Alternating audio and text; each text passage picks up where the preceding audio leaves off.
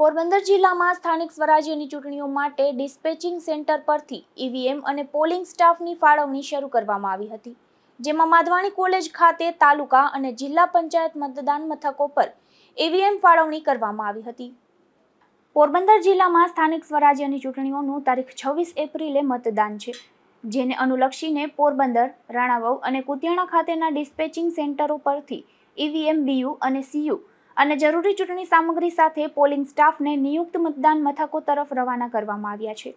રાણાવાવ તાલુકાની જિલ્લા અને તાલુકા પંચાયત માટે 61 મતદાન મથકો પર 392 પોલિંગ સ્ટાફ અને 94 પોલીસ સ્ટાફની નિમણૂક થઈ છે, જેમાં 146 બીયુ અને સીયુનો સમાવેશ થાય છે। તેવી જ રીતે કુતિયાણા તાલુકાની જિલ્લા અને તાલુકા પંચાયત અંતર્ગત 70 મથકો માટે 456 પોલિંગ સ્ટાફ અને 136 પોલીસ સ્ટાફ ફાળવવામાં આવ્યો છે, જે 172 બીયુ અને સીયુનો ઉપયોગ કરવામાં આવશે।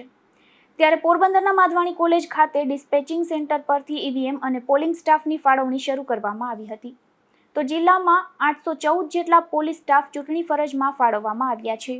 આગામી 26 તારીખમાં મતદાનને લઈને સમગ્ર પોરબંદર જિલ્લામાં તેમજ પોરબંદર શહેરમાં તમામ મતદાન મથકો, બૂથ અને બિલ્ડિંગ ઉપર ચુસ્ત બંદોબસ્ત રાખવામાં આવેલો છે। આ ઉપરાંત પેટ્રોલિંગ માટે અલગ અલગ ગ્રુપની રચના કરવામાં આવેલી છે। પોલીસના જવાનો, જીઆરડી, હથિયારી, હોમગાર્ડ, તમામ સુપરવિઝન અધિકારી, તમામ બાબતો થઈને કુલ 814 જેટલા બંદોબસ્ત અમે આ બાબતે રોકેલો છે। મતદારો આવતા હોય એમાં આરઓ બુક મતલબ ચૂંટણીની વ્યવસ્થા મુજબ તમામ મતદારોને સરખી રીતે લાઈનમાં ગોઠવી 1 બાય 1 જેમનો ટર્ન આવે એમાં જવા દે।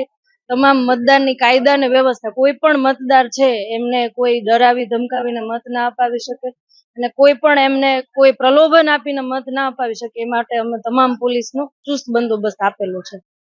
માધવાણી કોલેજ ખાતે ડિસ્પેચિંગ સેન્ટર પરથી ઈવીએમ અને પોલિંગ સ્ટાફની ફાળવણી દરમિયાન વીજ પુરવઠો ખોરવાતા સ્ટાફ પણ મુશ્કેલીમાં મુકાયો હતો। નિપુલ પોપટ સાથે અશોક થાનકી, ગુજરાત ન્યૂઝ, પોરબંદર।